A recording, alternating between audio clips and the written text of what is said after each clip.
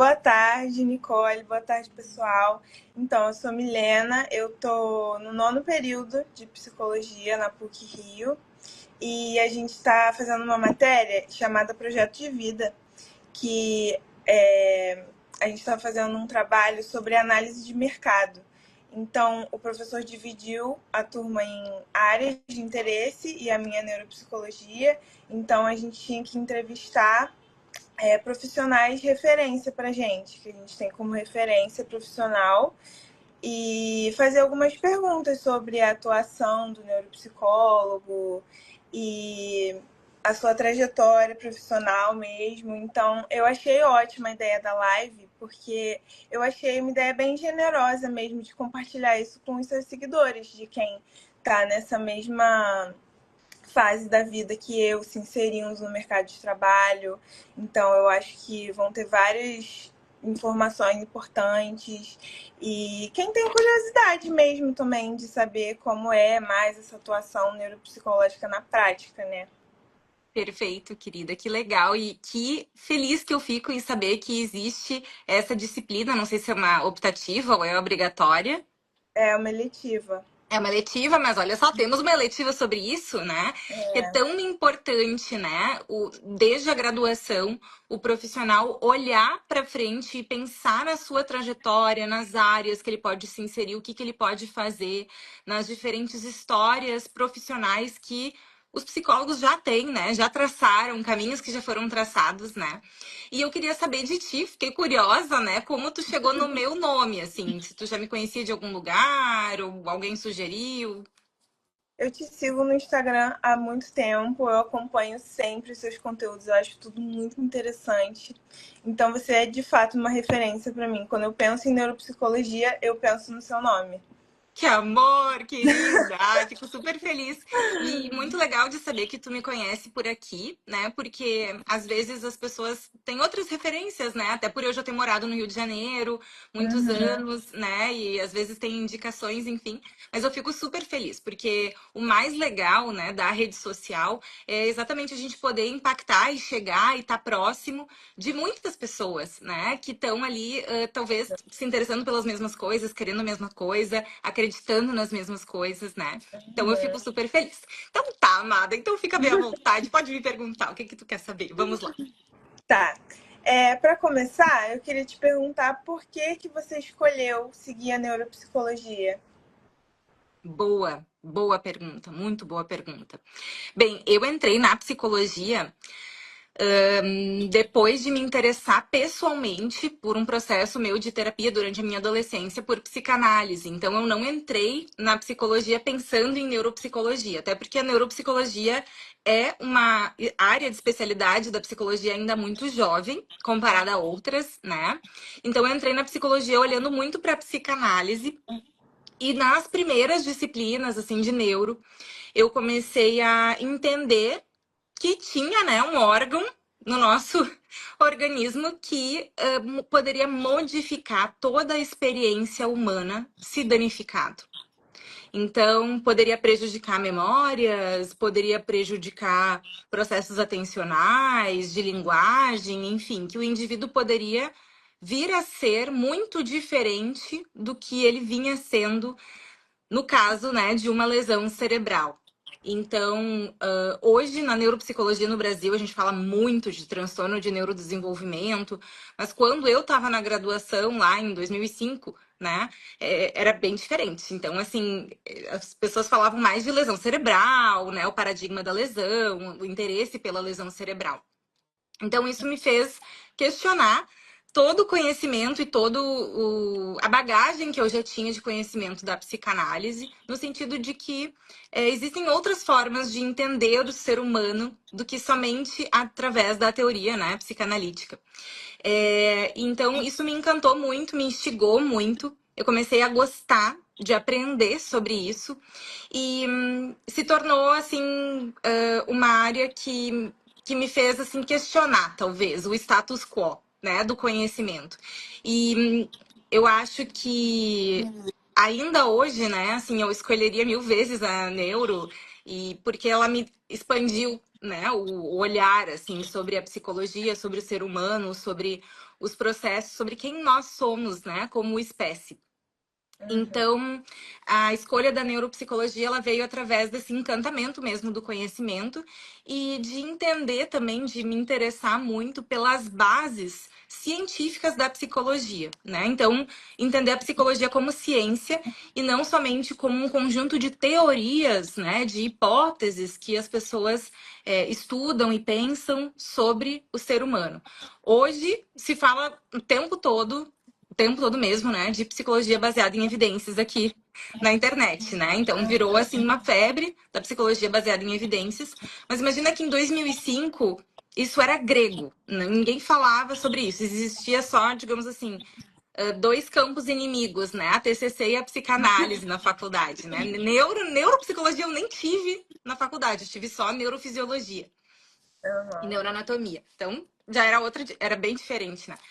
E então, mas isso me pegou num lugar assim muito íntimo meu, de uma característica minha, né, de ser uma pessoa que gosta de ir a fundo naquilo que está tentando entender como funciona.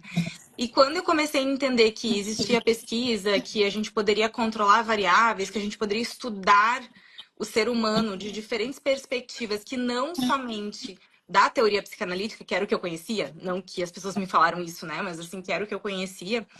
Isso abriu o meu olhar e foi paixão à primeira vista, assim, né? Então, foi isso. Não sei se te respondi bem. Sim, com certeza. E no início, quando você começou a pensar em carreira, como é que foi o seu planejamento? Você teve alguma mentoria? Eu sei que você dá mentoria hoje em dia, mas na sua época você teve alguma? Nenhuma. A mentoria do desespero da formatura, só a mentoria do desespero da formatura, né? Então, não, né? É bem importante a gente falar sobre isso. Tanto que, né, reconheci como é legal, né, que a PUC está oferecendo essa disciplina falando sobre o plano de vida, de carreira.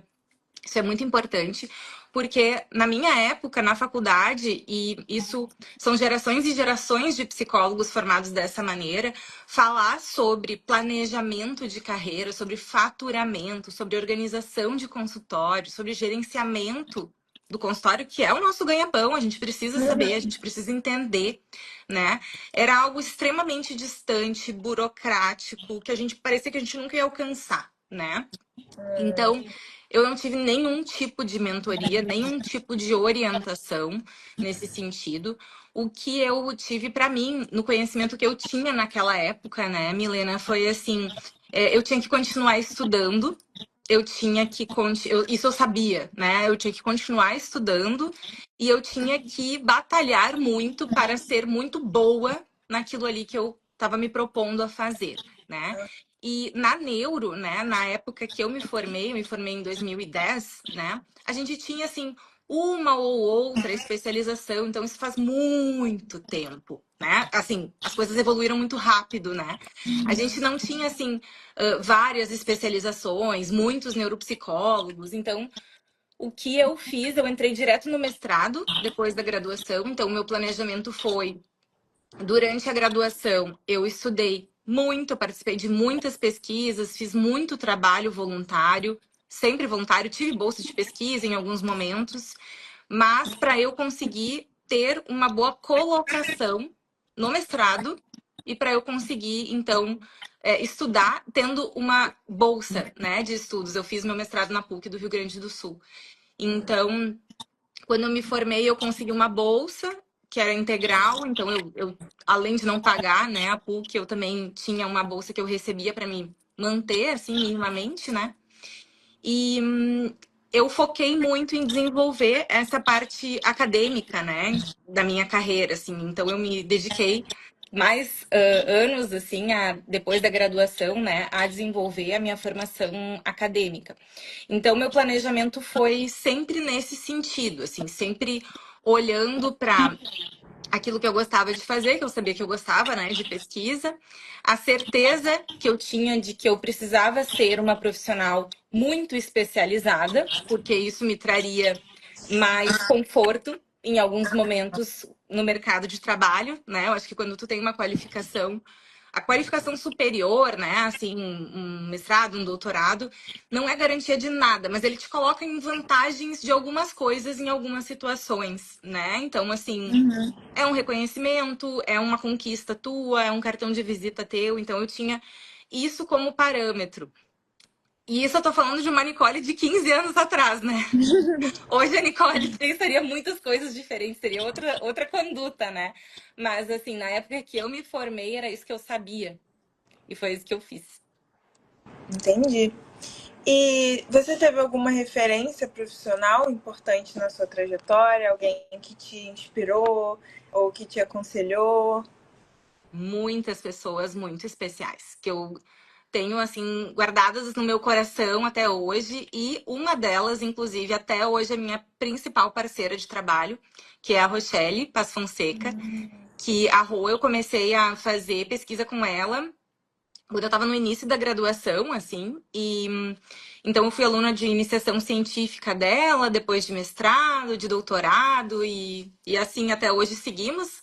Semana que vem ela vem aqui na minha casa pra gente gravar um curso. Então, ela, sem dúvidas, foi a minha maior incentivadora de carreira, a pessoa que eu mais me inspirei para seguir o caminho da neuropsicologia, seguir o caminho da formação, os valores dela, a generosidade dela. Eu sempre falo isso para ela, né, que ela me ensinou uma generosidade assim que eu nem conhecia, de tão generosa que ela foi comigo em muitos momentos, né, da minha carreira. Então, a Rochelle, sem dúvida, mas outras pessoas também, outros professores, eu nunca vou esquecer do professor que me apresentou a Rochelle também, que foi foi uma pessoa que facilitou meu contato com ela, que foi o professor Christian Christensen, que é da PUC, do Rio Grande do Sul também, que também, né, guardo ele para sempre no meu coração, assim, porque são pessoas que abrem portas pra gente, né, assim, Aham. que abrem caminhos, né, e eu acho que, para mim, gratidão é um valor muito forte, assim, eu tenho isso, é meu, assim, eu considero isso demais. E tenho também, claro, né, meu orientador de doutorado, o professor Emerson Gaspareto, tenho o professor Prigatano, que foi meu orientador de estágio que eu fiz observacional nos Estados Unidos, que foi um grande mestre, apesar do pouco tempo com ele, assim, uma pessoa que me inspirou muito, que me ensinou muito, não somente sobre neuropsicologia, mas sobre a vida. Então, eu acho que eu sempre tive não sorte, sabe, Milena? Porque sorte não existe, eu não acredito em sorte. Eu acredito que a gente trabalha muito para conseguir conhecer pessoas que podem mudar a nossa vida, né? Com algum conselho, com alguma direção, com alguma oportunidade. Então, sem dúvidas, eu devo muito, né? Assim, da minha história, das oportunidades, de tudo que eu fiz, a essas pessoas que abriram esses caminhos para mim. Então, eles foram meus professores, eles não foram meus mentores, né? Mas são mentores também, né? Indiretamente acabam sendo, né? Uhum. E você já falou um pouco aqui no Instagram também sobre essa sua especialização que você fez em Harvard. Uhum. Você pode falar mais um pouco sobre essas formações, experiências, além da graduação, o mestrado que você falou, que foram decisivas para a sua carreira dentro da neuropsicologia? Sim, sim. Acho que todas as minhas formações assim foram decisivas em algum ponto, né? Foram muito importantes. Então, o mestrado eu fiz logo depois da graduação, né? Então, no último ano da graduação eu concorri já ao mestrado. Eu me formei em 6 anos, acho importante falar isso, porque na graduação as pessoas têm um desespero muito grande para se formar o quanto antes.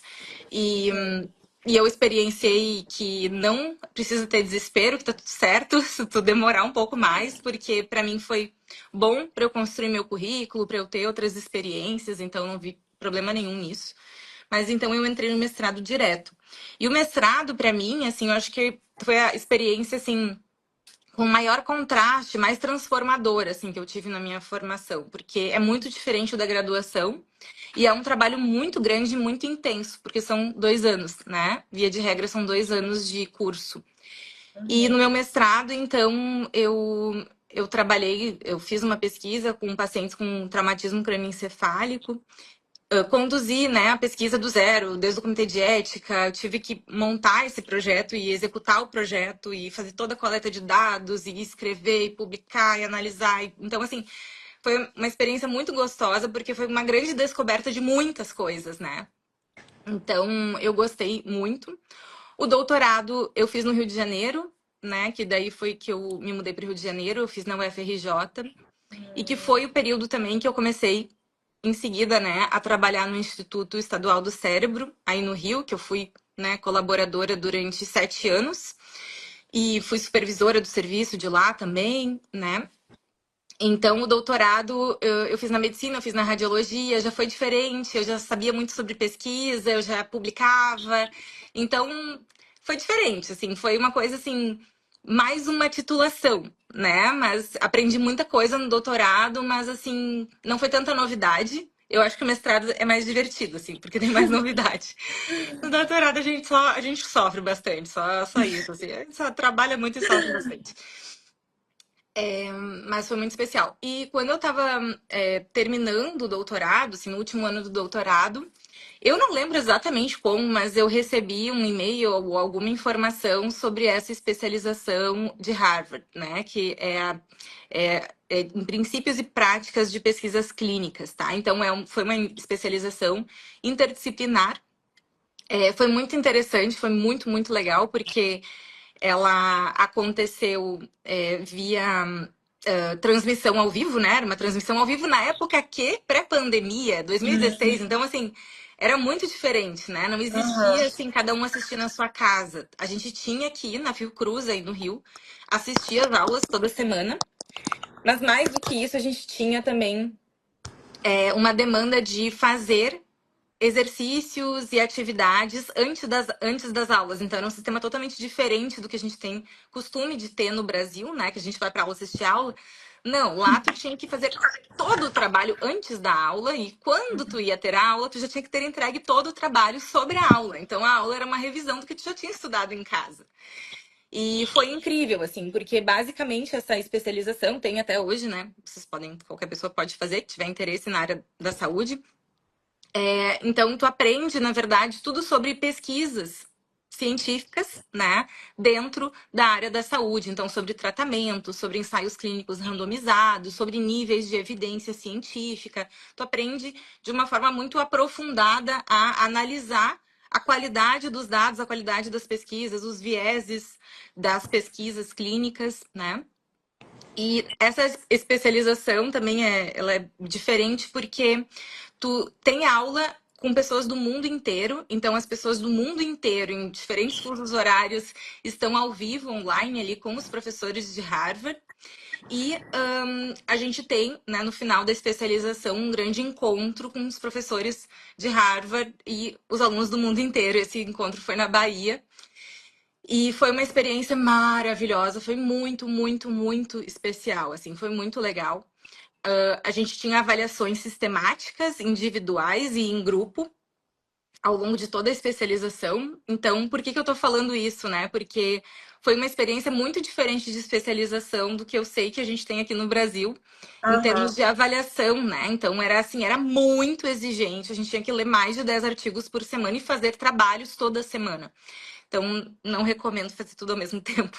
Eu fiz no último ano do doutorado, né? Então, nesse sentido, foi difícil para mim, assim. Mas foi muito especial enfim, foi uma experiência que me acrescentou muito, assim, no meu pensamento científico, acadêmico, né? A minha capacidade de resolver problemas nos artigos, né? Do ponto de vista estatístico, de amostragem, de saber justificar problemas, né, de desenho, de delineamento dos estudos. Então, eu aprendi muito, muito, muito, muito mesmo nessa especialização, mas não é uma especialização voltada para a neuropsicologia, ela é voltada para a pesquisa, tá? Aham. Bem pesquisa clínica de uma forma geral, assim, né? E a outra formação que eu fiz, que daí foi uma totalmente diferente, né, que foi na área de terapia do esquema, eu fiz formação em terapia do esquema. E aí tem mais a ver com a minha bagagem de atendimento clínico mesmo, né? Assim, com o meu interesse de atendimento na clínica, em psicoterapia, que eu sempre atendi. né? Mas quando eu terminei todas as minhas formações, assim, acadêmicas, eu disse, não, agora eu vou estudar isso, né? E sentei para estudar isso. Entendi. E hoje em dia, como você definiria o estágio atual do seu desenvolvimento profissional? Eu estou num estágio atual de aprender a empreender, ou de empreender, né? Porque já faz um tempo que eu estou empreendendo.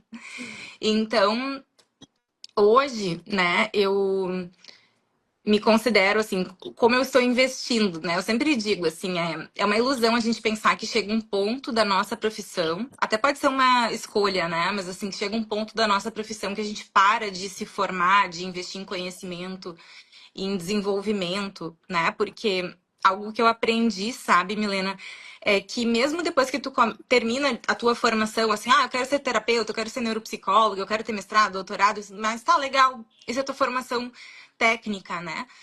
Mas existe um outro tipo de formação, né, que tem a ver com aspectos do desenvolvimento pessoal, que não é somente sobre psicoterapia, que a gente aprende a se desenvolver pessoalmente, né? E eu acho que nesses últimos anos e agora, né, eu me encontro numa fase que eu furei a bolha da psicologia, assim, eu comecei a aprender e entender sobre outras coisas que não somente psicologia. E isso para mim tem sido uma surpresa muito feliz, assim, muito boa, porque o psicólogo, ele tem uma certa ilusão, e talvez porque ninguém fala sobre isso, ou as pessoas acham menos importante falar sobre isso dentro da psicologia. Acha que se ele for excelente tecnicamente, isso vai ser suficiente para as coisas aparecerem para ele, né? Se desenvolverem na vida dele. E sim, né? Só que tem um mentor meu que ele me ensinou que as árvores não crescem até o céu. Tudo tem limite, né? No nosso crescimento. E a formação técnica, ela também tem limites, né? Então, porque tu pode ter todo o conhecimento do mundo, mas se tu não sabe como trabalhar com esse conhecimento a teu favor, né? No sentido para tu crescer, para tu te desenvolver, para tu ter talvez um negócio relacionado ao teu conhecimento, tu poder escalar, né, o teu negócio, tu poder alcançar mais pessoas com teu conhecimento. Se tu não souber sobre isso, tu vai sempre fazer somente o atendimento clínico. E quando eu falo somente o atendimento clínico, não é que é pouco atendimento clínico, tá? O atendimento clínico é demandante demais. Demanda demais. É muito difícil fazer, é um super trabalho, tá?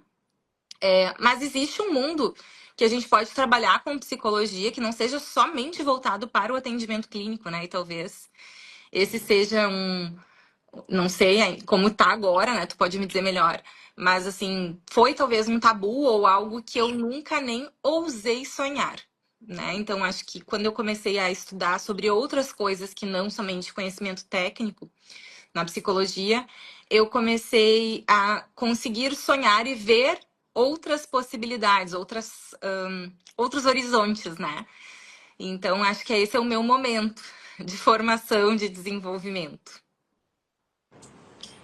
E aproveitando a pergunta que alguém mandou no chat aqui, Não, nem vi. falou, é como se fosse proibido falar de dinheiro. E eu queria te perguntar sobre essa questão, como foi a questão da remuneração ao longo da sua carreira e como está atualmente? Muito bem. A minha remuneração, assim, no início, como eu fazia mestrado, doutorado, eu nunca deixei de atender, tá? Eu sempre atendi, desde que eu me formei, eu sempre atendi.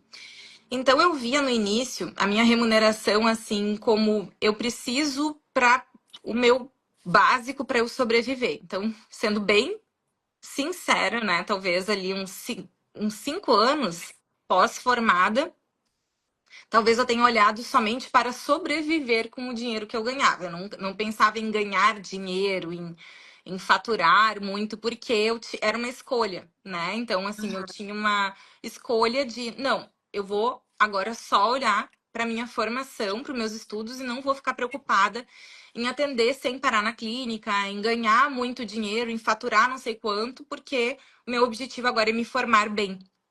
Então, foi uma escolha minha, tá? Enfim, eu atendia pouco. Durante o doutorado, eu trabalhava no hospital, então eu atendi bastante em função do hospital, claro, né? E então foram períodos assim que eu tinha uma renda assim muito reduzida, vamos supor, sei lá. Quando eu me formei, talvez eu conseguisse faturar 2, 3 mil reais, né? Naquela época, tipo, há 15 anos atrás, né? Não sei, talvez seria um pouquinho mais hoje, não sei. Com certeza hoje seria um pouco mais, mas assim, naquela época é assim, eu conseguia pagar mais ou menos as minhas contas, não tudo. Ainda precisava de ajuda. Uhum. Depois, quando eu comecei a trabalhar, tipo, no doutorado, assim, eu conseguia faturar uns 7 mil reais pra me manter no Rio de Janeiro, né? Que é muito mais caro. Eu não tinha nenhum apoio, era só eu. Então, assim, eu tinha que ganhar, sei lá, 5, 7 mil reais, assim, mais ou menos.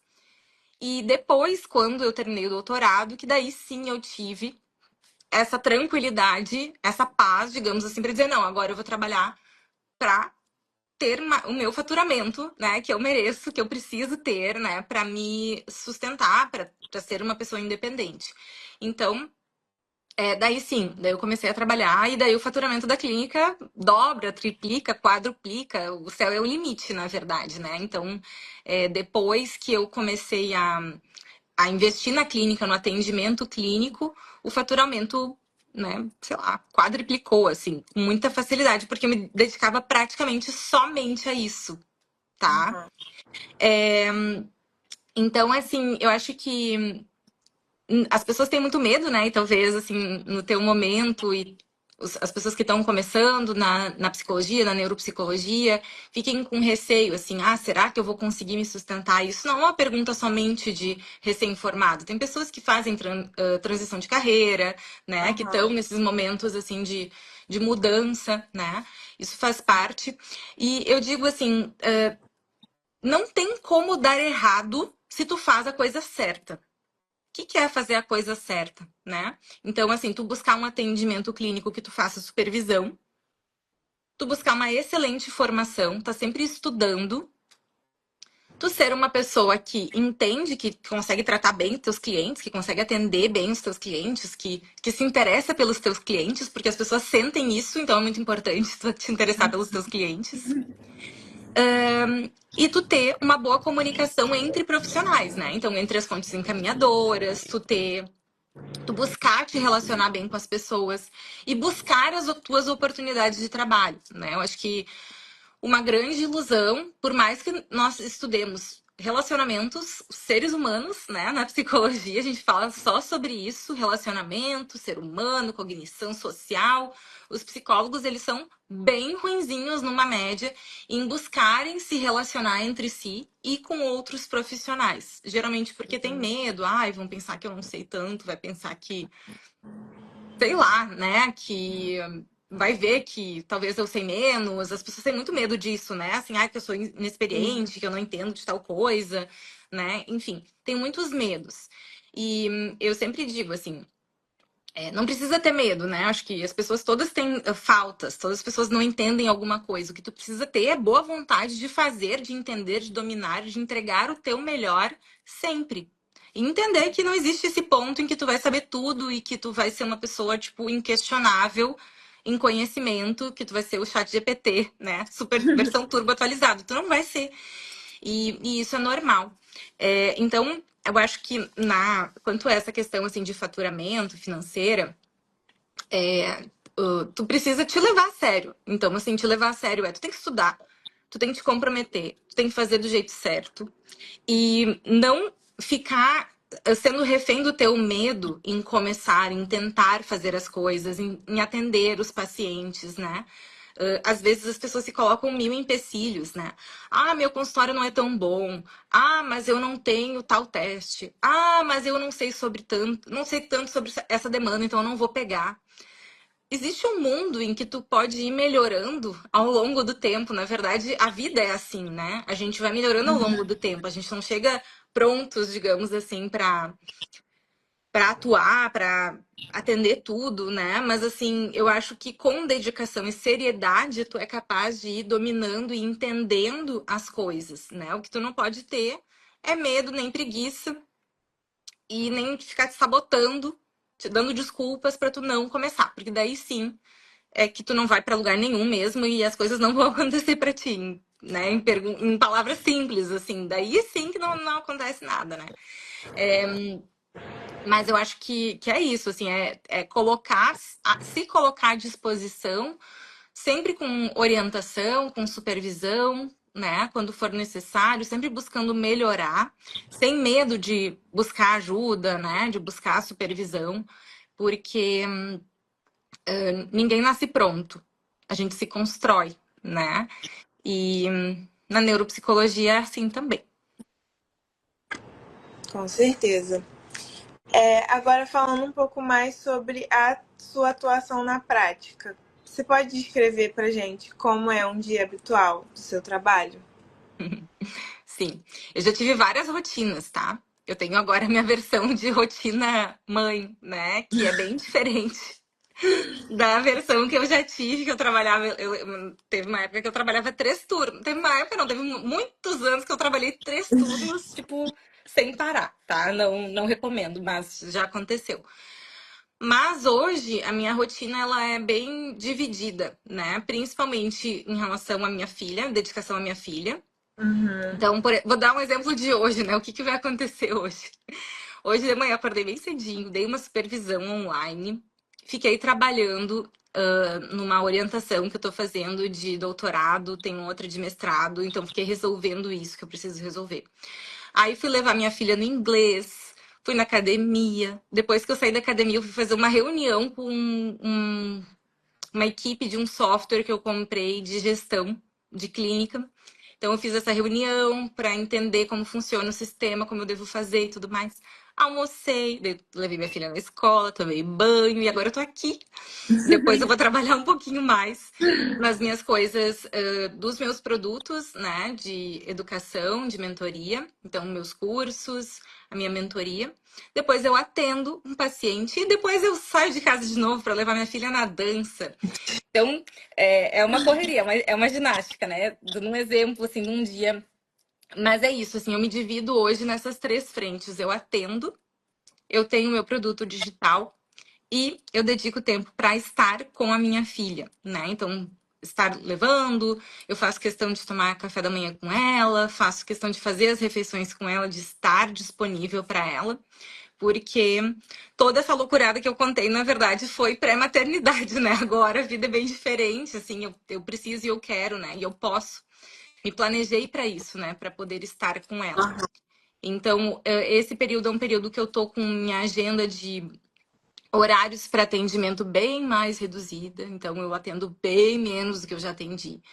E me dedico mais, né, aos meus cursos, à minha mentoria e a Maia, minha filha. E qual você diria que é o seu grau de estresse na sua função hoje em dia?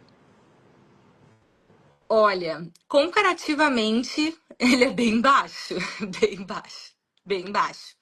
Mas já foi bem alto, assim, principalmente em períodos que eu atendia muito, né? Eu tinha muitos atendimentos, passava muitas horas na clínica, períodos de formação também. Esse é um ponto de alerta. Assim, hoje eu tenho uma rotina que eu lutei muito para conquistar essa rotina, né? No sentido de, inclusive em terapia mesmo, de eu conseguir me organizar, me priorizar, né? Entender assim a importância do meu bem-estar para eu conseguir viver bem, né? Porque isso também, a saúde mental do psicólogo é um assunto que ninguém fala, assim, quase ninguém fala, né? Hoje eu acho que falam muito mais. Mas por muito tempo eu vivi num piloto automático, literalmente, trabalhando, trabalhando, trabalhando muito. E hoje eu consigo dizer assim que eu cuido de mim, eu cuido da minha filha, eu tenho lazer, eu tenho final de semana, eu tenho as minhas noites, tem noites que eu trabalho, né, que eu dou curso e tudo mais. Mas, em nível geral, eu diria que meu estresse é médio, digamos assim. Eu não vou dizer que eu não me estresso. Isso não existe. A vida tem estresse, né? É Mas impossível. isso é inevitável, assim. Mas hoje eu diria que eu tenho um estresse que faz parte das coisas da vida, assim. Eu não tenho um estilo de vida estressante. Eu tenho um estilo de vida muito privilegiado, assim, não glamuroso, quero dizer, privilegiado que Uhum. eu posso, né, me dividir em coisas que são importantes para mim. E o que te motiva mais hoje, sendo neuropsicóloga? Hoje, o que mais me motiva, Milena, é ajudar neuropsicólogos a terem uma vida saudável, boa, sustentável, Uhum. com boa lucratividade, com um olhar estratégico sobre as atividades que realizam. Minha missão hoje, o que mais me motiva é promover saúde mental para os nossos colegas, né? Alunos e colegas, assim, é olhar para isso, porque isso é um tabu. Ninguém fala sobre o adoecimento do psicólogo, né? A saúde mental Sim. do psicólogo. E nós somos uma classe, Milena, que eu vejo assim, que todo mundo que faz psicologia, ou pelo menos quase todo mundo, né, quer fazer muito bem ao outro. Então, assim, é muito especial isso. Acho que é uma missão de vida, né? Não é somente um trabalho, né? É uma missão, é uma doação.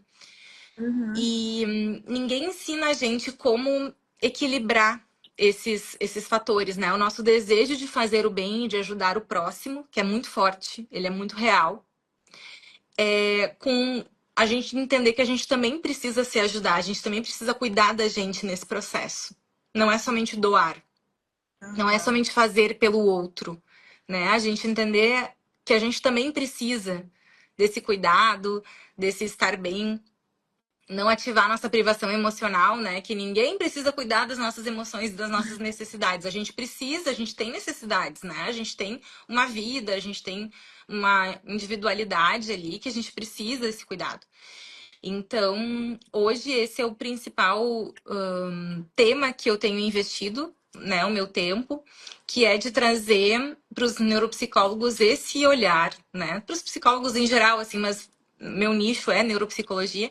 Então, para os neuropsicólogos, esse olhar, né, da importância de não somente olhar para qualidade do teu atendimento, a qualidade da tua entrega, o quão bem tu vai fazer o teu laudo, o quão bem tu vai saber todas as técnicas e teorias, mas também o quanto tu tá fazendo isso de uma forma que é sustentável para ti no longo prazo, né? Porque não adianta tu, eu tenho um faturamento bizarro, eu tenho muitos pacientes, eu sou muito famoso, famosa, enfim, se a tua vida é um horror, né? Sendo bem sincera, é um horror. Tu só faz isso, tu não tem tempo pra nada, tu tá sempre cansado, estressado. E eu vejo isso todos os dias. Então, se eu tô falando isso, não é porque é uma teoria sobre isso, né? Eu Aham. vejo isso todos os dias. Então, pra mim, essa é uma grande missão, porque pelo menos até esse momento, né, a geração que eu tenho acompanhado de formação de psicólogos e neuropsicólogos, é uma geração muito desassistida nesse sentido, né? Não é Uhum. bem olhada. Com certeza. E acompanhando esses novos profissionais e dando conselhos e mentoria, você olhando para trás a sua carreira, você teria feito algo diferente? Se eu tivesse o conhecimento que eu tenho hoje, eu teria feito algumas coisas diferentes, sim. Eu acho que todos nós, por alguns motivos, né, a gente cresce com algumas regras, crenças, ideias sobre a gente, ideias sobre o mundo, e que a gente, por falta de conhecimento e de momento, enfim, do que as pessoas falam pra gente, a gente muitas vezes não tem discernimento para entender que aquelas crenças ali, aquelas regras ali que estão sendo apresentadas não são as únicas, né? Aham. Então, talvez o que eu diria para Nicole, né, recém-formada, seria para ela pegar mais leve, para ela ir mais devagar, né? Acho que um grande aprendizado que eu tive, sabe, Milena, é que a vida não é uma corrida de 100 metros, ela é uma maratona. É sobre se manter na maratona, não é sobre vencer os 100 metros, tá? Os 100 metros é só o começo. Então, eu acho que eu faria isso diferente, assim, eu teria um outro ritmo, eu faria as coisas um pouco mais devagar, sem tanta ansiedade, né? Sem tanto medo de de talvez não conseguir, de as oportunidades não virem. E certamente eu diria para mim mesma olhar e ter conhecimento, né, sobre outras coisas além da psicologia para trabalhar com psicologia. Tá? Eu Uhum. acho que isso é importantíssimo. E quais você diria que foram as maiores dificuldades e também as maiores realizações nesse seu caminho? Acho que as maiores dificuldades, a falta de orientação para a prática profissional, que eu acho que é uma dor atual, real, dos psicólogos. A gente tem uma rede de apoio e de orientação muito fraca, muito desunida. A classe dos psicólogos é extremamente desunida na clínica, na academia, tá? É como se todo mundo fosse inimigo. Então, isso não favorece ninguém, não favorece a psicologia como área de atuação, não favorece os profissionais que estão ali, né, atuando e tentando, dando o seu melhor para que a psicologia aconteça. Uhum. Então, eu acho que o pior, sem dúvidas, é essa falta de orientação, apoio e esse ambiente meio não muito amigável entre os psicólogos, tá? De uma forma geral. Eu acho que outra dificuldade, a pior coisa, eu acho que essa falta de orientação, esse não olhar para a saúde mental, né? Assim, por que as pessoas, né, Milena, um parênteses, assim, por que os psicólogos entram em burnout? Porque eles não sabem fazer. Eles não sabem administrar horário, finanças, carreira, longo prazo. Eles não entendem disso. Então é por isso que eles entram em burnout, não é porque eles querem, né? Então, assim, acho que esse aspecto de de sofrer pelo excesso, né? Por não saber. Isso eu acho que foi a pior coisa, assim, por não entender, né? Sobre a área da psicologia, da neuropsicologia. E as melhores coisas, meu Deus, acho que as coisas melhores são infinitas, assim, são tantas, né? São muitas coisas. Eu acho que desde conquistas e a diferença que eu consegui, né, ver até hoje, né, que eu consigo trazer para a vida dos meus pacientes, então a diferença que eu consigo trazer para eles, né, para os pacientes. Os encontros com os colegas, as pessoas especiais, as pessoas assim que acrescentam muito na vida. Eu acho que tenho muitos grandes amigos e pessoas que eu admiro muito, que eu tenho muito carinho, que são colegas, né, psicólogos. A psicologia, a neuropsicologia me levaram para muitos lugares do mundo, né? Então, do nosso país, eu conheci o nosso país todo praticamente em função da psicologia, da neuropsicologia, dando aulas, dando cursos em eventos, né? No exterior também, né? Então, foram muitas surpresas maravilhosas, assim. Acho que momentos muito especiais de conhecer pessoas que eu admiro muito, de poder estar crescendo e atuando e estando perto dessas pessoas, né? Eu acho que isso, sem dúvidas, assim, são coisas muito felizes. E eu acho que elas são muito maiores, né? E mais quantitativamente, né? Mais numerosas, né? Do que as ruins. Com certeza. E agora olhando um pouco para o futuro, como você enxerga o futuro da neuropsicologia no Brasil, no mundo? Eu enxergo um futuro muito promissor, principalmente pelo aumento da popularidade, né, da nossa área. Então, quando eu comecei na neuropsicologia, era uma área pouco conhecida, tinha menos encaminhamento, menos profissionais, menos instrumentos. Então, assim, a neuropsicologia hoje é uma indústria, né? Saiu até uma reportagem, não lembro agora qual revista que foi, que a neuropsicologia é uma das profissões do futuro, né? Uma das áreas do futuro. Isso saiu numa pesquisa, né? Que foi feita, assim, desses levantamentos de profissão, de desenvolvimento, porque a gente tem, né, muitos encaminhamentos de diferentes demandas dentro da neuropsicologia para o Aham. consultório. Temos muitas empresas se desenvolvendo a partir dessa demanda da neuropsicologia. Então, empresas de testes, de psicometria, de formação profissional. Temos muitos influenciadores, né, surgindo dentro da área da neuropsicologia. Isso também aumenta muito o nosso impacto, né? E eu acho que a única coisa que me preocupa muito, muito mesmo na neuropsicologia no Brasil, mas eu acho que não é só na neuropsicologia que isso acontece, que é uma preocupação, é o desenvolvimento da ciência, né? Então, isso é uma coisa que é muito preocupante.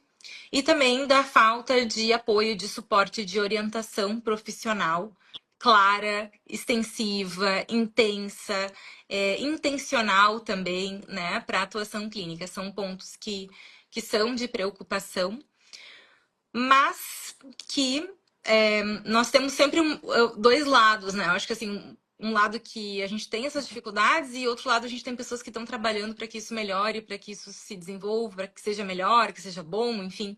Então a gente tem que se unir aos bons e continuar, né? Mas são pontos aí de atenção.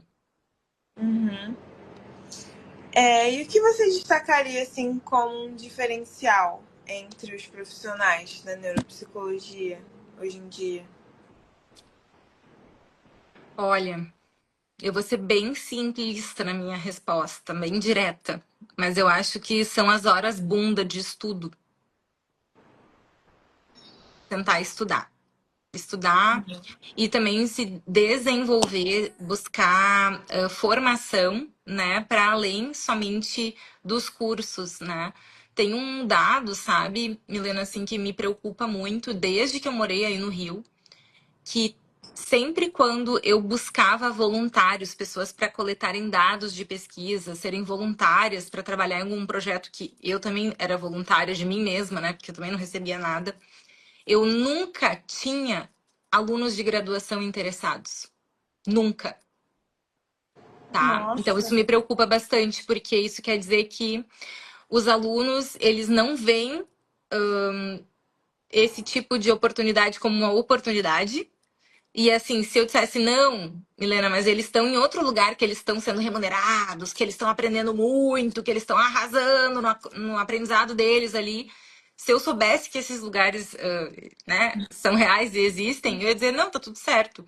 Mas eu sei que não existem, né? Então me preocupa muito, assim, talvez uma postura, né, de desdenhar as oportunidades de aprender, né? Tipo, é demais pra mim. Eu acho que são gerações, né? Às vezes que buscam talvez um conforto. Ah, mas isso aqui eu não vou receber tanto. Ah, mas isso aqui vai atrapalhar o meu estudo.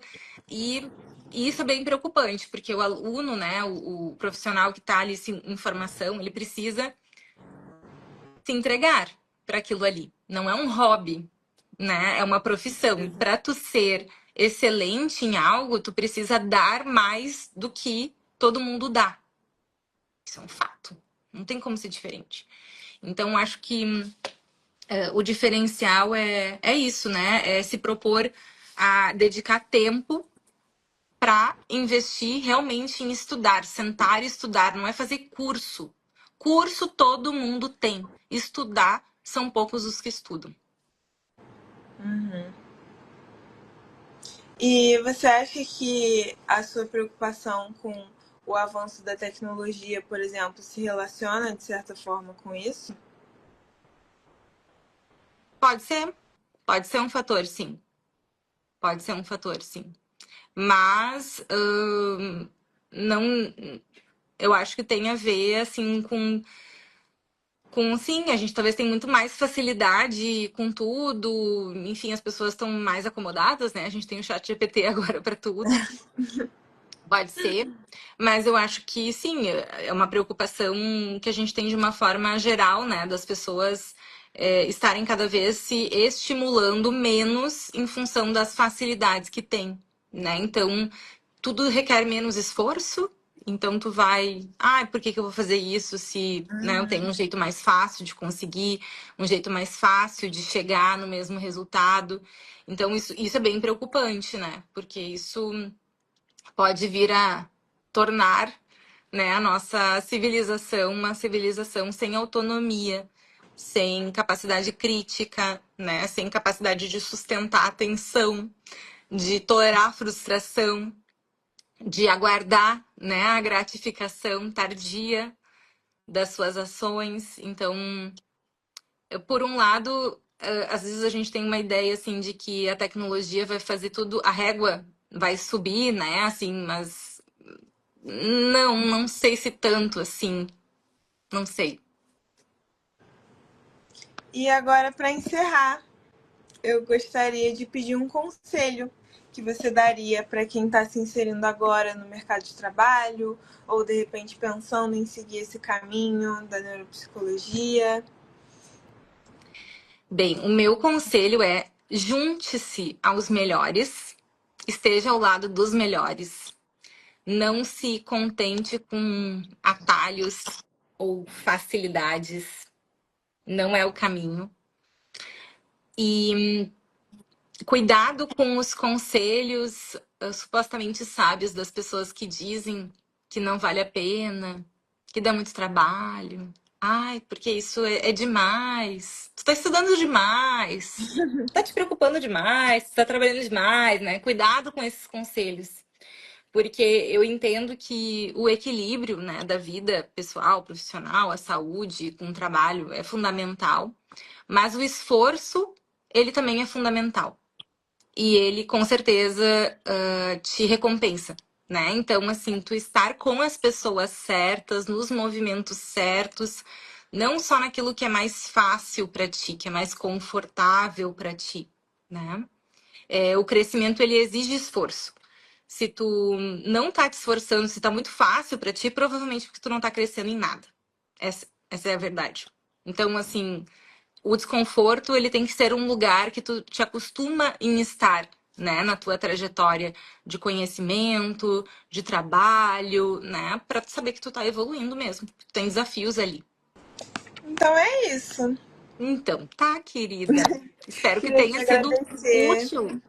Foi muito rico para mim. Quero muito te agradecer pela oportunidade de te entrevistar, por todo o conhecimento que você me passou.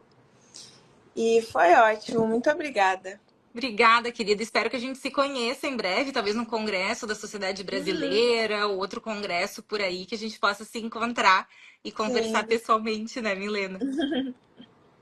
Muito sim. obrigada pelo convite. Também fiquei muito feliz, tá? Te agradeço muito, Obrigada. tá? Beijo e bom trabalho aí. Beijo. Tchau, tchau. Tchau, tchau.